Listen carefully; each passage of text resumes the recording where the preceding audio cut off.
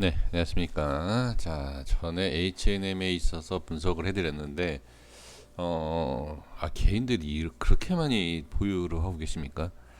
예, 지금 최근에 이제 몇몇 이메일로 그렇게 많이 말씀을 하시지 않는데, 지금 세 분이 이거를 어떻게 해야 되느냐, 예, 수익이 상당히 좀 많이 나셨나 본데, 일단 HMM에 대해서 좀 단기적인 부분과 뭐 중장기로도 일단 말씀을 좀 드려볼 텐데, 예, 이제 차트 기술적으로만 말씀을 드릴게요.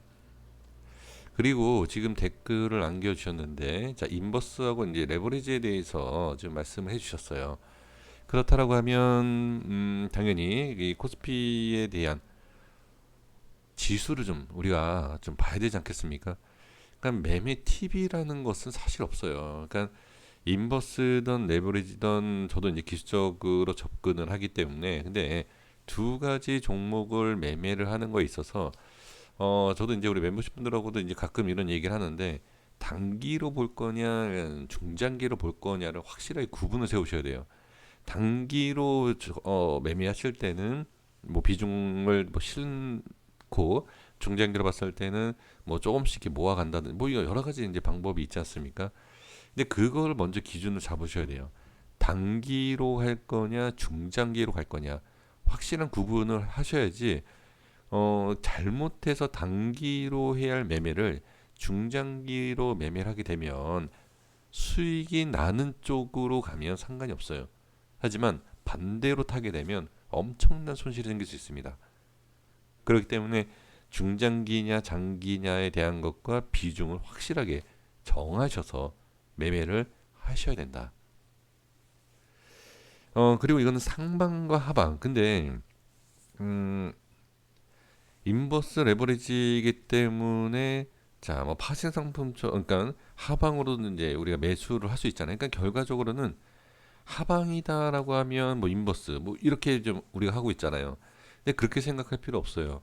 똑같이 인버스는 레버리지는 우리가 선택을 하는 거에 있어서 올라가는 쪽이에요. 결과적으로는 올라가는 거다. 지수를 봤을 때는 하락으로 보는 거지만 하락 상승을 양쪽을 보는 거지만 우리가 매매를 하는 거에 있어서는 어차피 상방으로만 보는 거예요. 그렇죠? 그렇기 때문에 이제 주의를 해야 될 것은 비중 관리에 대한 전략과 장기냐 단기냐에 대한 것 그리고 똑같이 선택을 하시는 레버리지냐 인버스에 대한 매매를 하실 때 똑같이 그러니까 종목으로 보는 거랑 똑같아요. 그러니까 지금 예를 들어서 이제 코스피를 제가 이제 차트를 열어놨는데 지금 보시면 이 위치를 예를 들어서 돌파를 하고 있잖아요. 돌파를 하고 있으면 지금 상황에서 레버리지를 타야 되겠다라고 하면 예, 매매를 하시는 거고 빠질 것 같다. 그렇죠? 무조건 올라가는 게 아니에요. 그리고 무조건 또 올라가서 안착한다라는 법이 없어요. 그래서 코스피를 가지고서는 인버스 레버리지를 매매하신다라고 하면 지금 주가의 흐름을 인버스든 레버리지든 코스피의 차트를 보고 올라갈 거냐 내려갈 거냐는 것을 보시고 거기에 있어서 인버스 차트가 좋다, 레버리지 차트가 좋다라는 것을 같이 보시면 돼요. 한 가지인 지수에 대한 것을 보면 되긴 하지만 같이 보시면 확률이 좀 높습니다. 두 가지의 차트를 딱 봤을 때, 지수가 올라갈 것 같고, 레버리지도 올라갈 것 같다. 물론, 비슷한 모양이에요, 모양은. 그래도, 그래도 같이 보는 것이 확실히 좋아요. 그래서, 뭐, 이건 팁이라고 말씀을 드릴 수는 없지만, 가장 중요한 것은 중장기에 대한 것과 단기 전략, 구분이 돼야 되고, 비중이 구분이 돼야 되고, 그 다음에 같이 보셔라. 인버스든 레버리지든 지수에 대한 차트를 꼭 같이 보셨으면 하는 예 그것이 좀 중요하지 않을까. 예, 뭐 아주 좋은 팁은 아니어도 제가 생각했을 때는 좀 가장 중요한 예, 개인적으로 생각했을 때는 예, 가장 중요한 내용이 아닌가 이렇게 조심스럽게 예, 말씀을 드려봅니다. 자, HMM 보도록 하겠습니다. 일단 우리가 자 기술적으로 볼 수 있는 내용이 뭐가 있죠? 오일선이죠, 오일선. 그냥 가장 흔하게 보는 것을 보시는 게 좋아요. 왜 그러냐면 지금 기관 쪽에서 매수가 엄청 많이 들어오고 있고 프로그램 쪽에서도 마찬가지예요. 뭐 외인도 중간에 계속 들어오고 있고요. 그러면 프로그램과 기관 또는 외인 뭐 개인 뭐 다 골고루 수급이 들어오고 있는 상황에서 빠른 결정을 할 수 있는 것은 아주 흔한, 그러니까 저는 이제 이동평균선 매매를 안 해요. 이동평균선하고 전혀 상관없는 매매를 하는데 그거는 이제 제 기준이고, 많은 분들이 가장 쉽게 대응을 할 수 있는 5일선을 보는 것은 맞습니다. 그래서 5일선에 대한 이탈과 지금 21선을 자, 딱 찍고서 올라간 적이 없어요. 21선을 찍은 적이 없다. 라는 것은 뭐냐면 그만큼 상승력이 상당히 크다라는 거예요. 자, 21선 찍은 적이 없어요. 그 21선을 찍는 것이 좋은 거다라고 얘기할 수는 없지만 21선에 대한 기준은 확실히 봐야 되고, 대신 더 중요한 게 뭐냐면 21선이 이탈이 되더라도 나는 좀 더 홀딩을 하겠다, 또는 21선 이탈되면 난 정리를 하겠다. 자, 이 구분을 하시지 않습니까? 이게 저는 여기에서 이제 말씀을 드리고 싶은 게 뭐냐면 중장기로 보는데 21선이 이탈이 돼도 그냥 홀딩을 하겠다 라고 하시는 분들은 5일선 이탈돼도 그냥 쭉 가져가시면 돼요. 당연한 거 아닙니까? 21선도 버티는데 5일선을 못 버틴다? 이건 말이 안 되죠. 근데 여기에서 제가 말씀드리고 싶은 건 뭐냐면 21선을 이탈을 할 때 나는 정리를 할 거다, 21선을 정리할 거다 라고 하시는 분들은 5일선에서 정리를 하셔야 됩니다. 그러니까 주가가 올라가느냐 내려가느냐 이거를 중장기로 봤을 때 어떻게 알겠습니까? 매수를 할 수 있는 건 아니에요. 사실 지금 상황에서 매수할 수는 없지만 보유를 하고 계시는 분들께서는 여유 있게 홀딩을 하실 거예요. 근데 여기에서 이제 수익을 최대한 챙기는 방법, 빠지고 올라간다. 5일선이 이탈되면 다시 이렇게 엄청나게 올라가요. 그쵸? 그래서 5일선이 기준은 아니에요. 저도 항상 말씀을 드려요. 5일선 이탈돼도 하락이 아니다. 이탈되고도 지지되고 올라가는 경우가 너무나 많다. 그래서 오히려 저는 이렇게 말씀드려요.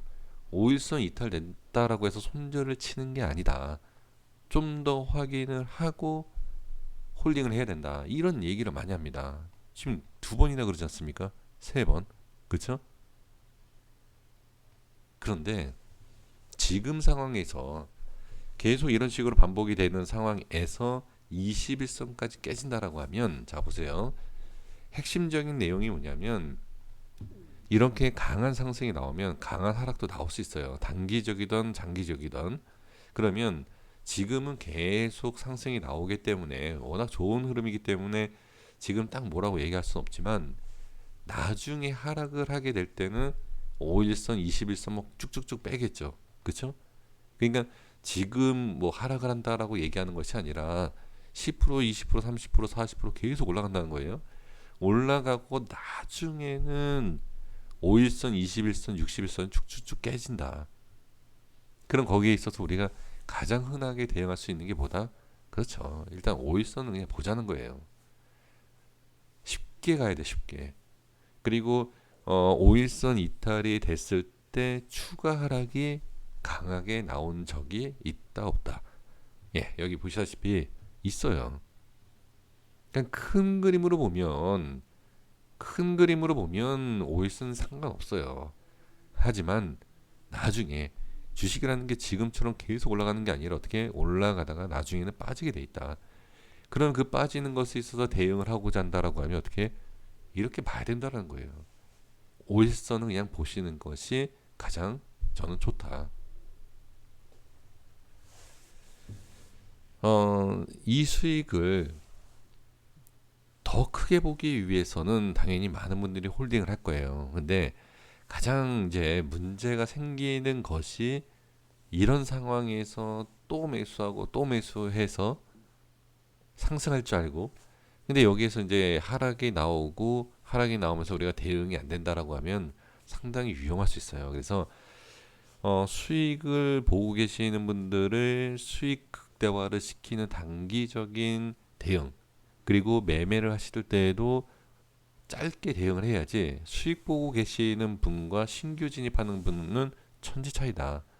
그래서 결론적으로 말씀드리면, 저는 이 캔들을 가지고서 좀 분석을 하지만, 5일선에 대해서 대부분 이제 차트에 대해서라든지 그런 이제 전략을 잘 못 세우실 거예요. 그러면 이제 가장 편한 것이 어떻게? 예, 5일선이다. 네, 이렇게 보시는 게 맞아요. 그리고 또 이제 5일선이 아니면 뭐냐? 자, 캔들 분석을 하는 입장에서 본다라고 하면, 금요일과 오늘 캔들이 있었던 이 위치 있죠. 이 위치가 깨지면 안 됩니다. 자, 단기적인 내용이에요, 지금. 이 위치를 깨지면 안 됩니다. 그래서 오늘 그리고 금요일에 있었던 캔들, 이 기준을 꼭 보셔야 되지 않을까.